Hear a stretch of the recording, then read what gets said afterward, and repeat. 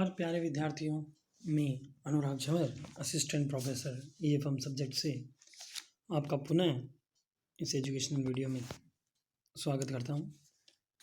कल के वीडियो में हमने देखा था कि कौटिल्य ने अर्थशास्त्र की किस प्रकार से परिभाषा दी है, अर्थशास्त्र पुस्तक में उसने किन किन विषयों को शामिल किया है और कौटिल्य के अर्थशास्त्र की जो क्षेत्र हैं उसका और उसके उद्देश्यों का हमने अध्ययन किया था। आज इसी कड़ी में हम कौटिल्य के विचार देख रहे हैं कि उत्पादन के साधन संबंधी उसके क्या क्या विचार थे।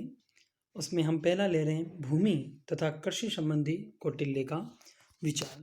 तो कौटिल्य ने संपूर्ण अर्थव्यवस्था का जो आधार है, जो संपूर्ण हमारा जो सामाजिक ढांचा है या अर्थव्यवस्था है, उसका आधार उन्होंने कृषि को माना है और उन्होंने ये कहा है कि जो कृषि और भूमि संबंधी समस्याएं हैं वो काफ़ी गंभीर हैं और उन गंभीर समस्याओं का एक व्यवहारिक जो उत्तर है या समाधान है वो उन्होंने हमें प्रदान किया है। तो कौटिल्य के अनुसार कृषि भूमि दो प्रकार की होती है, एक सरकारी कृषि भूमि और एक व्यक्तिगत कृषि भूमि। ये आपको स्क्रीन पे भी नज़र आ रहा है, एक राजकीय भूमि और एक व्यक्तिगत कृषि भूमि।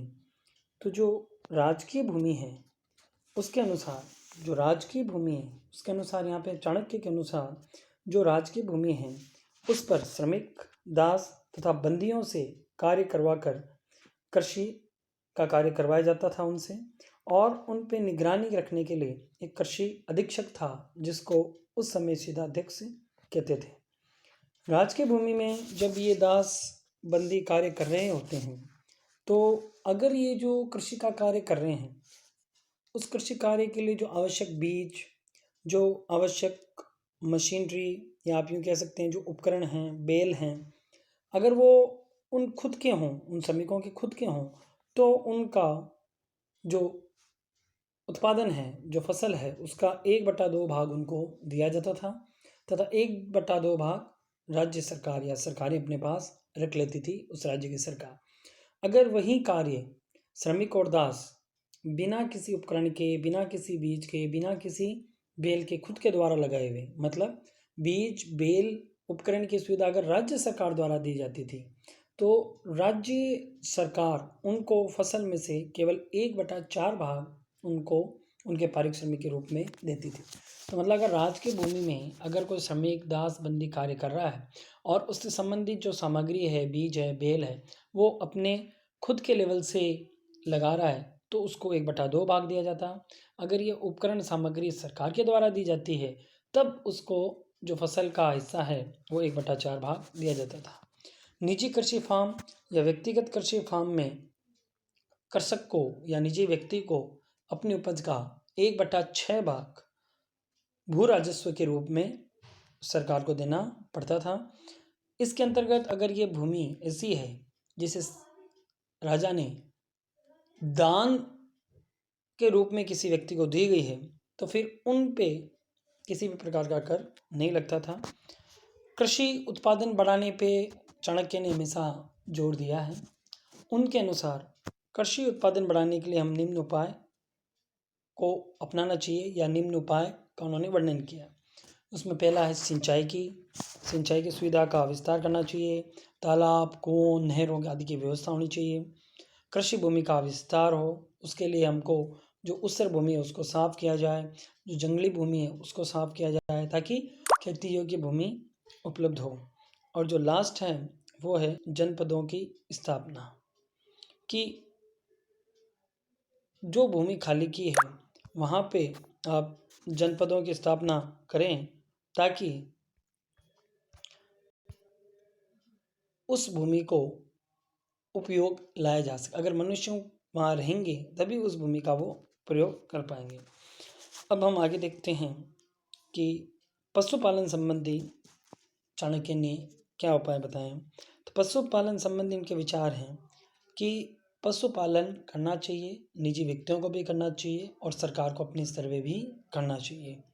और अगर कोई व्यक्ति पशुपालन में बाधा पहुंचा रही है तो उस पर सज़ा का प्रावधान है, उस पर जुर्माने का प्रावधान है।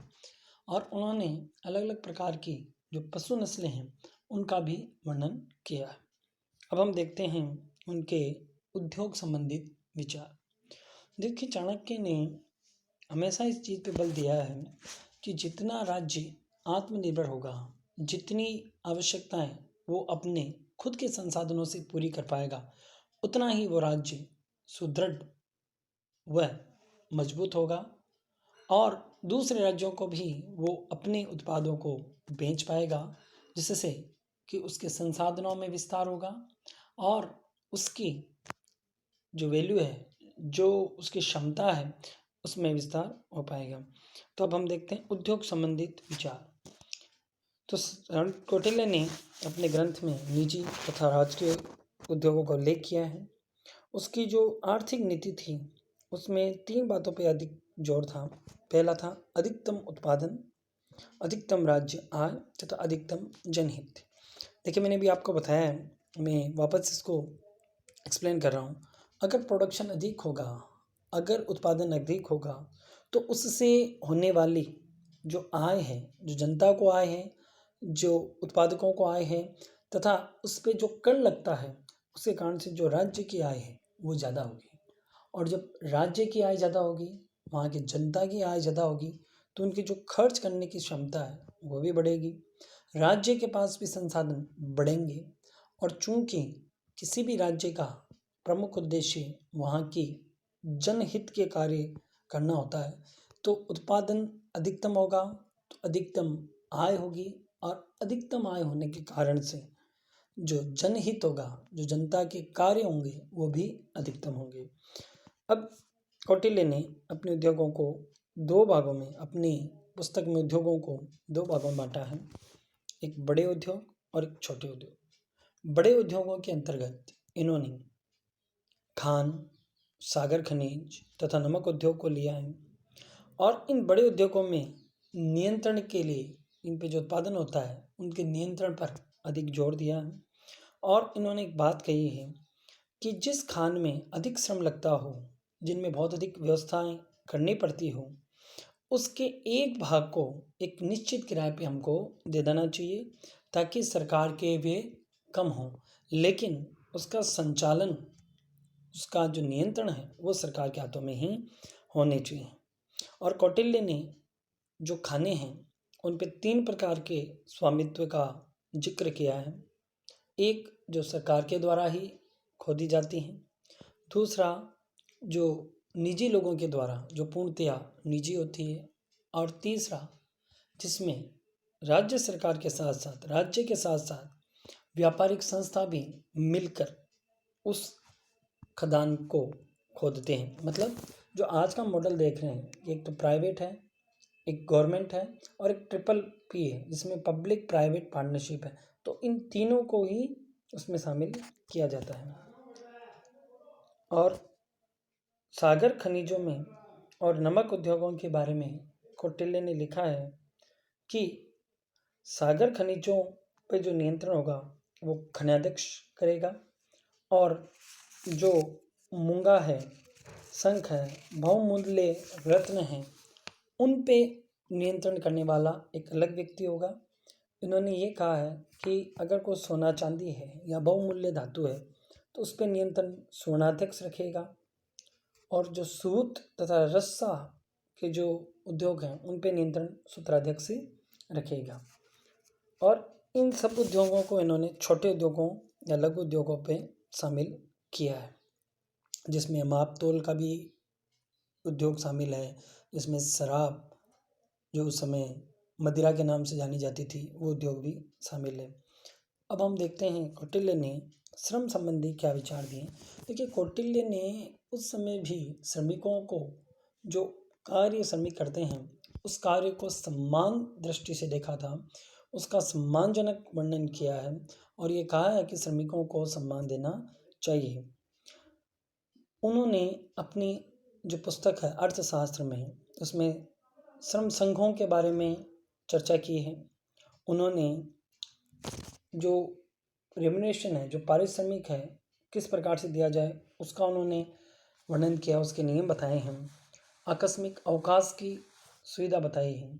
और अगर कोई मज़दूर कभी नहीं आ सकता तो उसकी जगह एवजी जो आता था उसके लिए क्या संबंध है वो भी बताया है। और ये भी बताया है कि अगर कोई व्यक्ति षड्यंत्रपूर्वक किसी मज़दूर की मज़दूरी में अड़ंगा या पंगा या बाधा लगाता है तो उस पे 1000 पर्ण, जो उस समय की मुद्रा थी, 1000 पर्ण का जुर्माना लगाया है।